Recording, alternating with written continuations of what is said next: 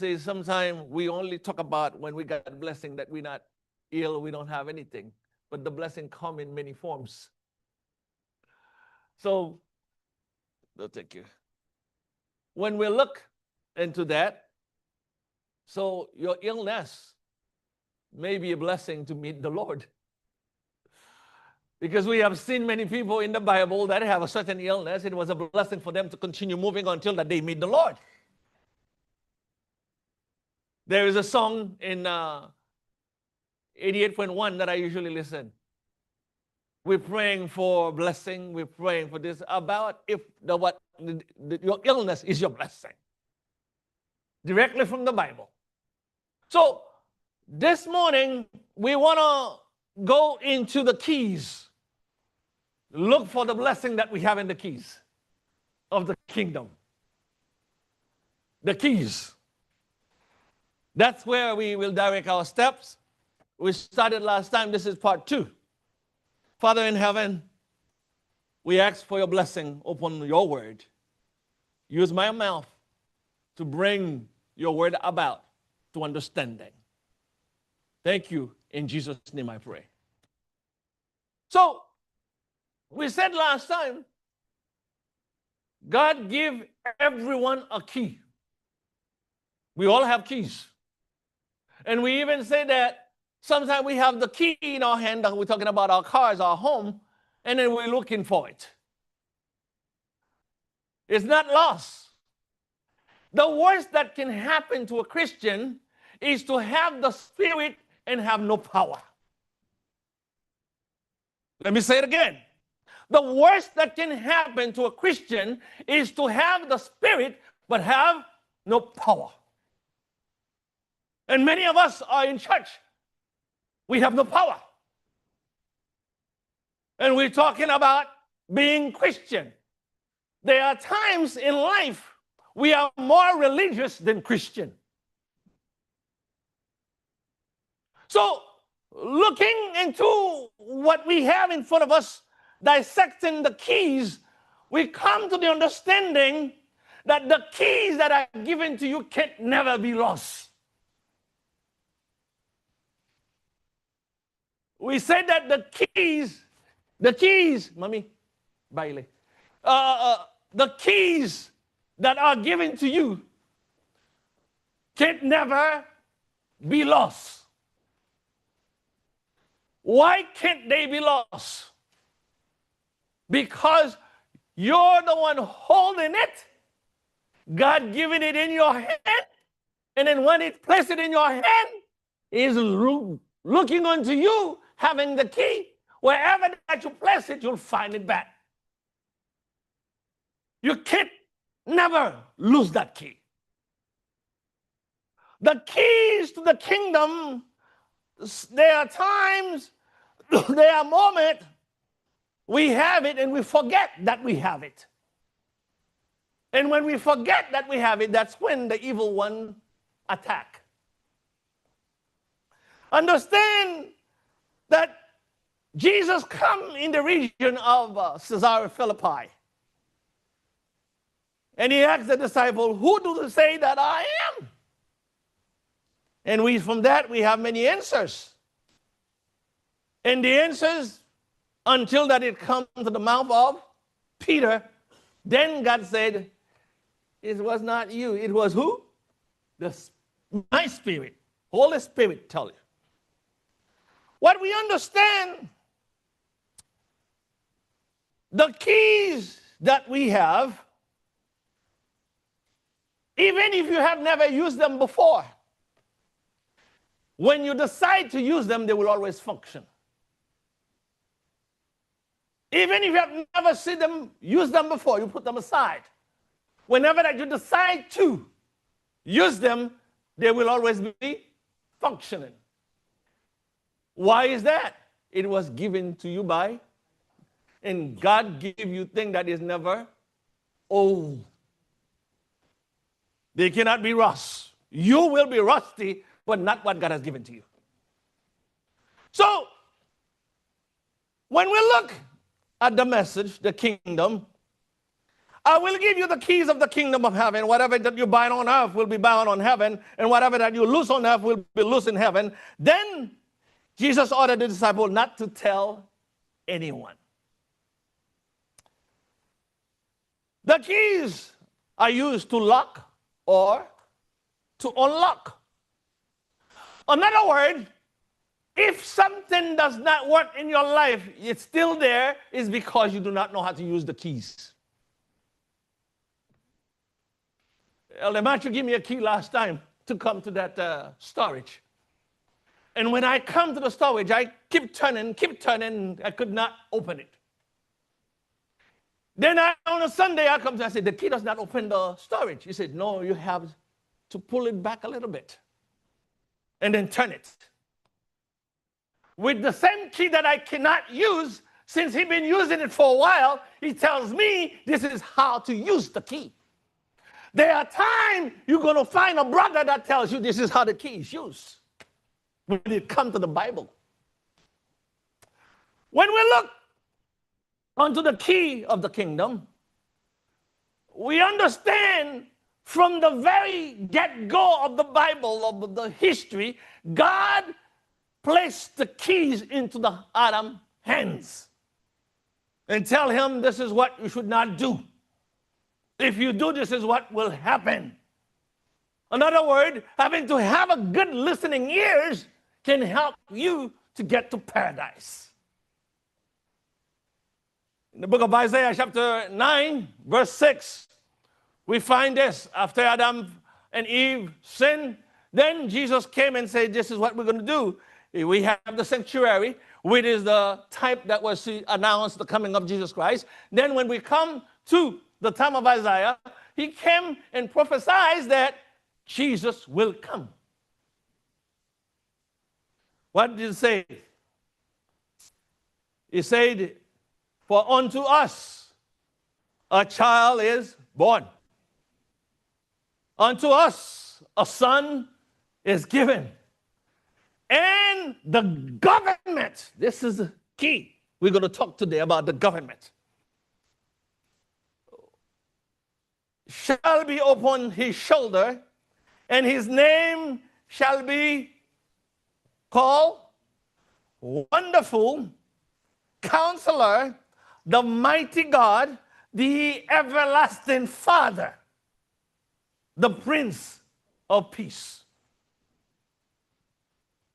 But today we're going to stay on what? On this verse, I'm going to take the government. You see, when Adam and Eve were in the garden, God gave them power over anything of the garden. They have dominion. God gave them the key to dominate over anything. But Satan came and changed the equation. And the answer now become a false one. When you look at Adam and Eve in the garden, they were to rule over nature. Right? So they have authority over nature. Does God give us authority over nature? Still, yes. Because we find out in the history of Noah, after everything has set fall apart, God says to Noah, now the covenant is with you and your son, and through you, the rest will come. Do we still have authority? Yes. Let me give you another example of authority. Elijah was facing a problem, a conundrum, an issue. While he facing it, he was praying for God to do something. And on Mount Carmel, they come together, Baal prophets and Elijah as a singleton prophet. Then he tell them what to do. He even mocked them. Why is that? The confidence in God is not only powerful, but it takes you through. When we look at what Elijah has done, he faces a whole government. But that government was wicked. He was living in that territory. But because of his presence, things change. When you stand for God, God will stand for you. We have that adage in Haiti, moun ki soué pour vous, c'est lui-même ou changer rad pour lui. The person, the individual that sweat for you, this is the one that you change the clothing for. So Elijah stood among all of these people and defeated Baal with one key among the keys that he has. Prayer. With one key. Prayer. You see, a lot of us are praying and our prayers are not being answered. It's not because you don't pray, because you lack of fidelity. You lack of what? Fidelity, faith. You lack of it. In a song by Bill Gaither that we listen some on Friday, usually on Friday, my wife and I, it has that verse that said, prayer is the key to heaven, but faith is the one that opened it. So Elijah proved to the people who God is in his life, what God can do through his hand. And with the power that is invested in him, then he's not only embodied God, he was God for them.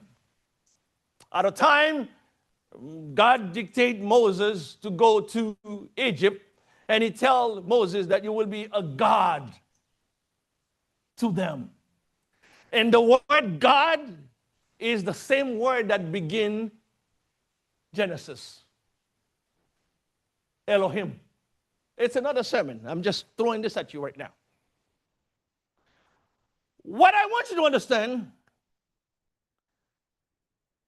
God saw society, number one requirement was a government. God does give human beings things that are needed. For example, we have in Philippians 4, verse 19, Philippians chapter 4, verse 19. I want to get to some of the keys. Philippians chapter 4, verse 19.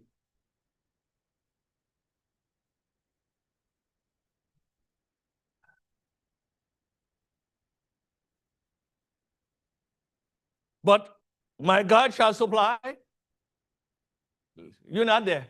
My God shall supply part of your need. All your need. According what? In glory by Jesus Christ. Isn't it Jesus that declared in the book of John, so far you have not asked for anything yet? You probably want something else, but God only supply your needs, nothing else. It seemed that religion is the most contentious issue in the 21st century. This is my religion, this is where I belong, and this is this, this is this. Where is God's word?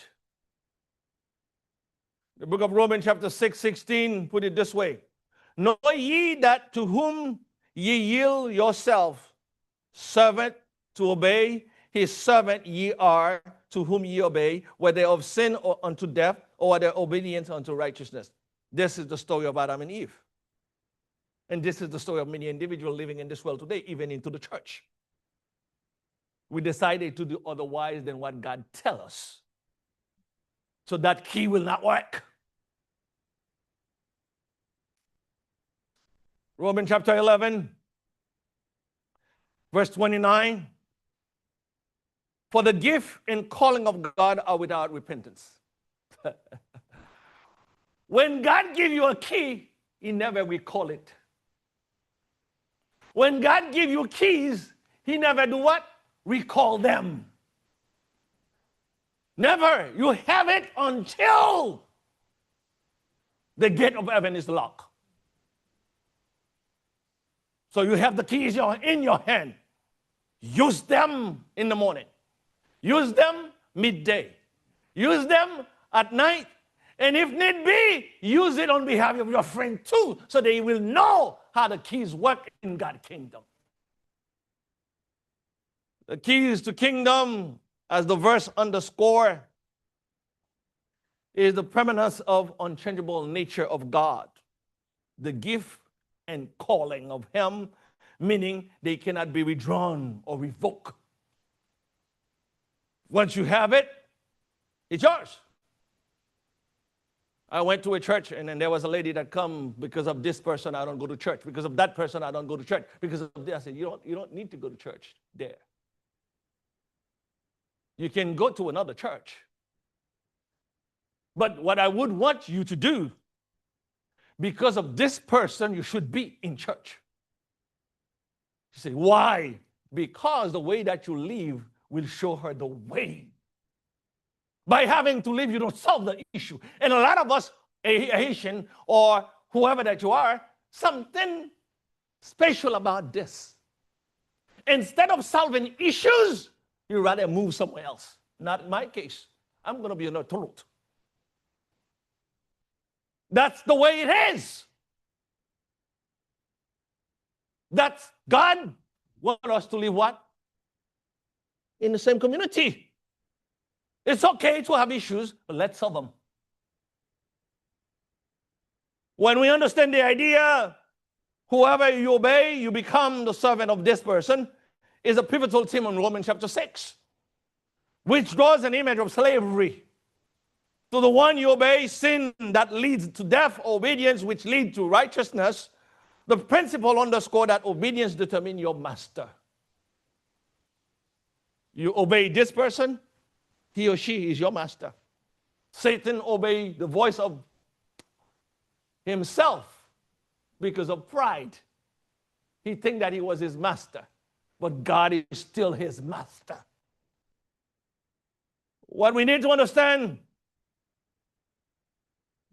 we are not free to choose our allegiance lightly. We're not free to choose our allegiance lightly. Or covenants, if I may put it this way.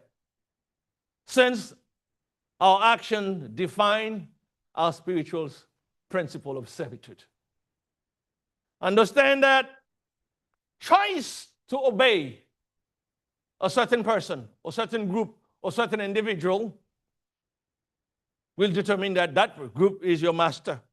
So what Adam did was subjugate the entire earth, the entire planet, to Satan, whom later will have to face Jesus himself.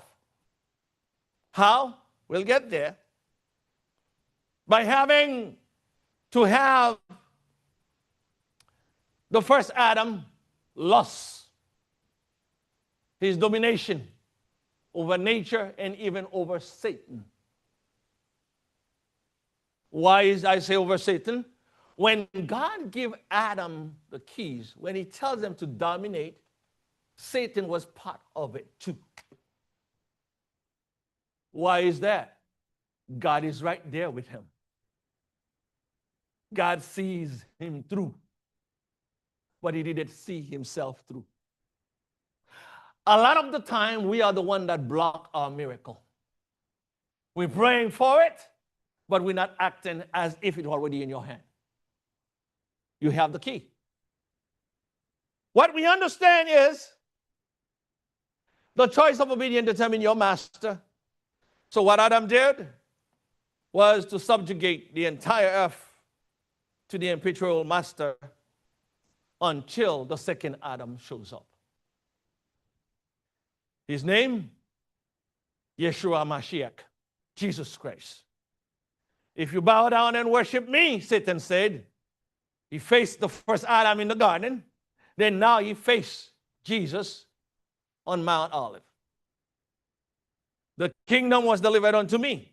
That's the word that he used. Let's go back and read it in Matthew chapter 4.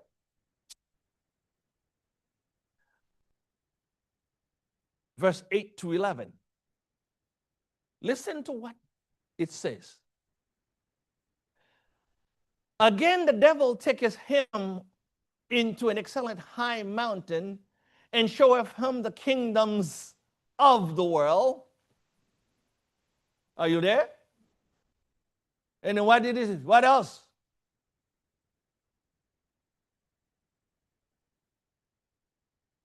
All these things will I do what? What did he give Adam? He said, if the day that you do, your eyes will be, right? That's the twist of the story.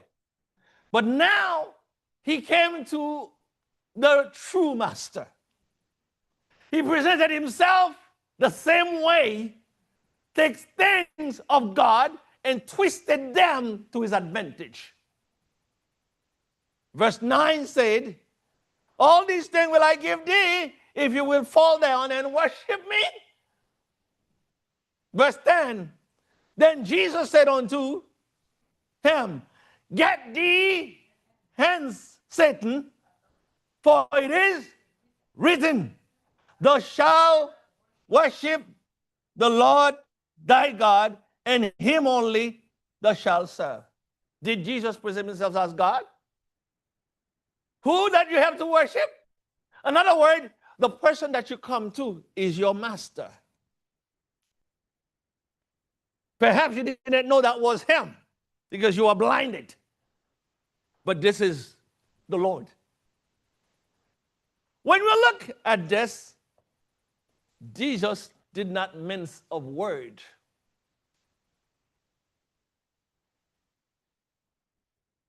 He didn't argue, as many of us would do to prove ourselves. But Jesus said, take the word and present right in the face of Satan.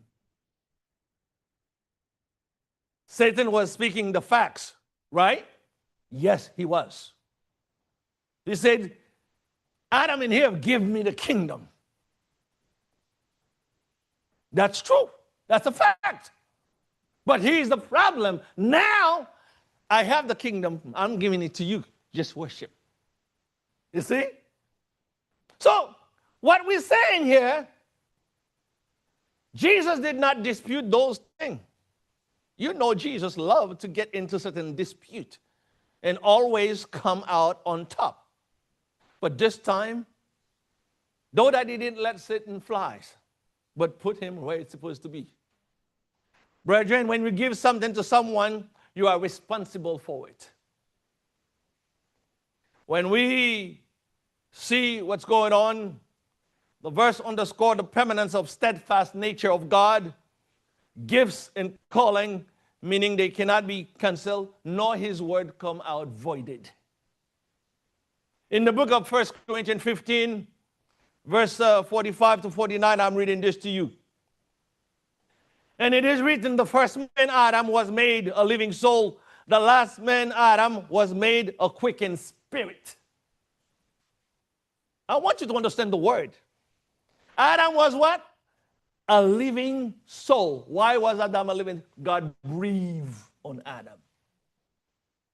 What does the Bible tell us in John 4? God is what? A spirit. So, what's going on here? Howbeit, that was not first which is spiritual, but that which is natural, and afterward that is which spiritual. And Jesus went out all to Galilee, teaching in their synagogue, preaching the gospel of the kingdom, and healing all manner of the sickness and all the manner of diseases among his people. God sent another Adam to care, to issue a mandate to the problem of the first Adam, to clean it out. How many times we have given our son or daughter a task at home, and we said, wipe these dishes or clean this room. Now, I will be coming to inspect later. Never happened to you? And then you come back to look the work, you're going to get it done yourself. Never happened to you? I have two home. I remember a time that we were living in the valley of Texas, and I have Fidel who was always giving issue. He walked to the store, started asking for stuff, and I never buy candy or anything for kids. No, it won't happen. And then he sit down on the floor. I pull out my belt. He stood up, but still crying. And I put my belt back. And then I said, well, if you do not stop crying, I'm going to call someone to pick you up right now. He's still crying. There was a lady that was listening to my conversation. Said, who are you going to call, Father? I said, animal control.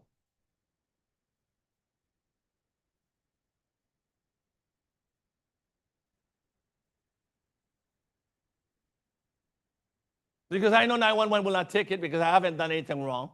And in Texas, it's allowed to, even at school. I say, I'm going to call animal control because if I cannot control it, perhaps they have a trick to control him. And she laughed, and we laughed together.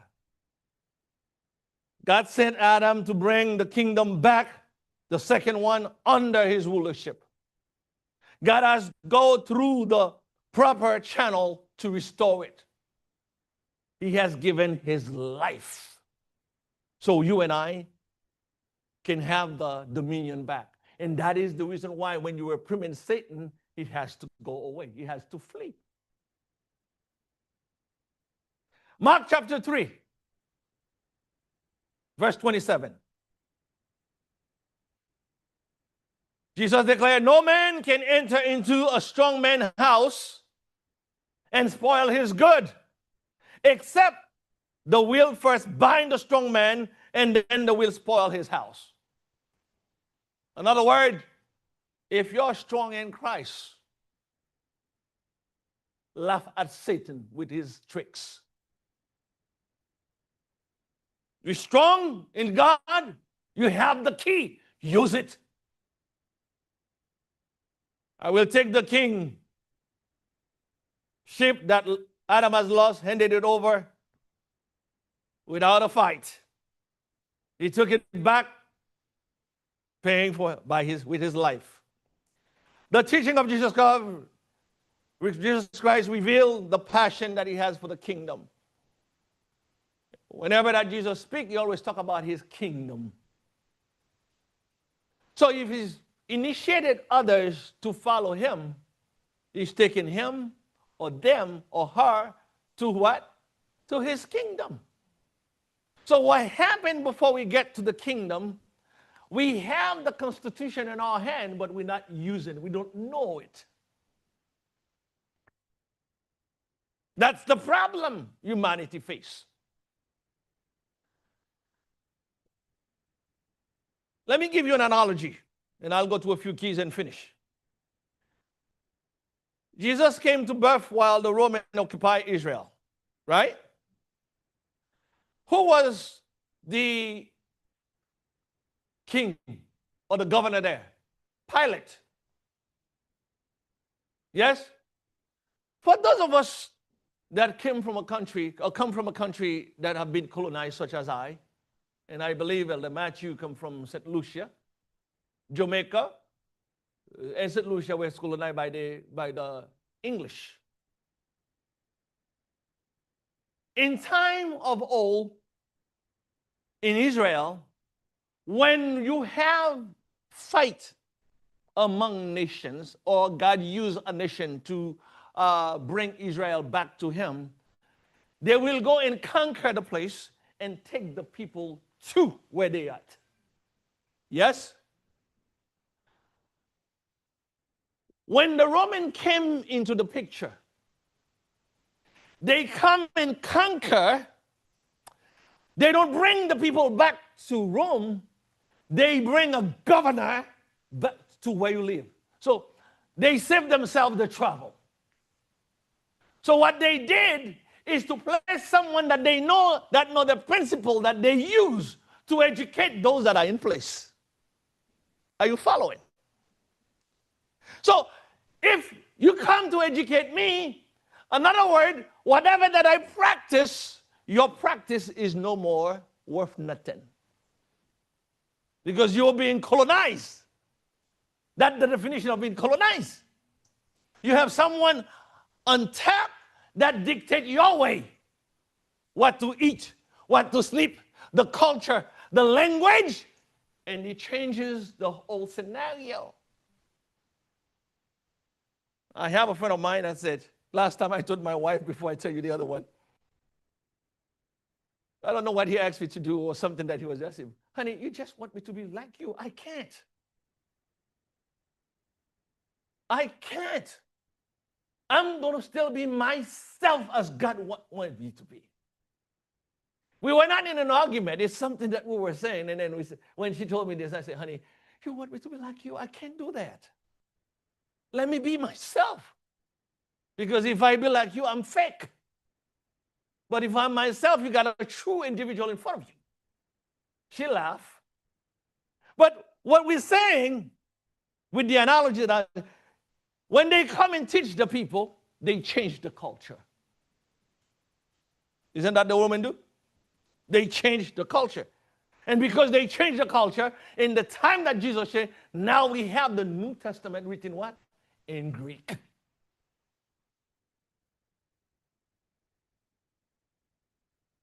They start up with the Greek, and then they bring it in there. The birth of Jesus Christ under Pilate, governor of the Roman, helped the people to understand when someone is good to them. They were never good to that someone, but they helped them understand when someone is good to them. There are many discussions that we have in the Bible, and we have Pilate did look, and people at a certain time, they come to Jesus and says, who do we give taxes to? And Jesus said, give me a coin. What's in there? Caesar. What does the word Caesar mean? Come on, scholars. What does the word Caesar mean? Caesar is not a name. It is a title. It means what? Lord. Ah. It's a title. So that's why Jesus says, give to Caesar, because this is your Lord, this is your master. And to God. So we have two gods. The one thing that I love when I sit in front of my computer, to start and dissect the verse, to get me where I need to be, the understanding so I can transfer it to you. It helped me, by God's grace, to laugh at Satan. So we have the other part. Remember when Saul came to the picture? Saul, not this Saul. When Saul came to the picture, what happened? The man was well educated. Born of Tarsus, father as Israelite and Roman. Paul, after his conversion, went to the temple. What happened to Paul? They called him that he was impure. He got arrested and about to be lynched. And then what happened? The soldiers came and took Paul from the people. They put Paul in the middle and tried to, they're going to be 40. Then what happened when they were going to start? Paul said something that changed the scenery. What did Paul say? I am a Roman citizen. Follow me, because I'm about to close. I am a Roman citizen. Why is that? The law from Rome stipulated they cannot beat a Roman citizen. So while all these, the people are there, the Bible tells us lack of knowledge, my people perish. Paul knows that key. He used it to contrast the issue until that he went all the way down to Rome to change the dynamic. There are times you have to go far so you can bring people near to God. There are times you don't have to hold back. Let what you know, let it be a song to the hearing of those that don't want to hear it. Let it be a symphony to those that cannot understand. Let it be an orchestra so people can see in you, even though that you one, but the Lord make you many with one voice. We understand the background of Paul. That brings us to the last part, as far as being a Pharisaic and do what he does best, killing Christian. Paul's secret was to use a key to change everything, so he was spared with the beating. Christ giving us the key to his kingdom. Whatever we lock up on earth, heaven locks it. Whatever we loose on earth, then it is loose. To clarify, whatever happened in your life does not depend on God. It depends on you because you have the key. Matthew chapter 13, verse 11, 12, put it this way. He answered and said unto them, because it is given unto you to know the mystery of the kingdom of heaven, but to them it is not given. We know the mystery of heaven. It is given to you, to me. For whosoever had no, to him shall be given, and he shall have more abundantly. But whoever had not, from him shall be taken, and away even that. Isn't that happen all the time? Because you do not know the rule, people change them upon you and do whatever that they want. Because you do not know the rules. So, when we're talking about the keys, he said to Peter, on you, the church will be built. Can the church be on a person? No. So what be on Peter? Because Peter's leadership was key to spread the gospel, Christ said, I'm going to build it on you. His leadership was key.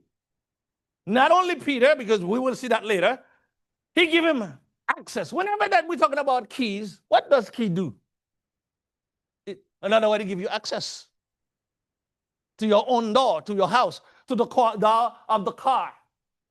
But when someone come and woo you, trying to go with you, to go out on a date, what the person want? The key. What key? Of the heart. So, what we're saying, key, by definition, give us authority. Key, help us to understand leadership. Key, help us to give access. Key, tell us we are the owner. Because if you have the key, you can enter. Key, help us to control who comes in, who comes out. Key, help us, give us authorization to do things that others cannot do. Keys, empower us to stay on top. Keys, give us freedom. Keys, function the way that you only can get it to function. Keys give us insights about who you are as a person. So, brothers and sisters, I read that verse before, and I'm going to read it to close. Philippians 4:19. But my God shall supply all your need according to his riches. May God continue in the process of helping us with the key.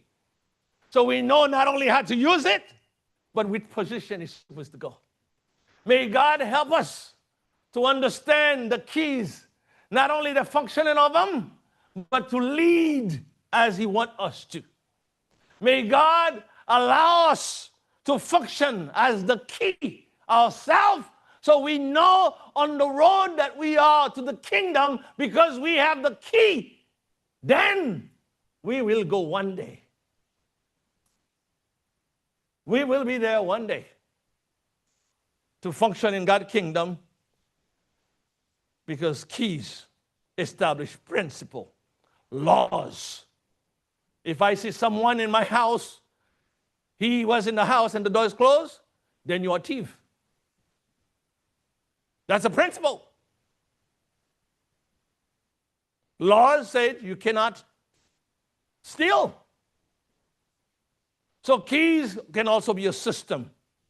And Paul understood it, and by claiming to be a Roman citizen, he changed the dynamic. Even when he got to Rome, he has a house to live, and he has people that are looking after him. So, brothers, let's not throw the keys away. Let's use them efficiently. In that way, we will please our Father, because he's the one still leading in the principle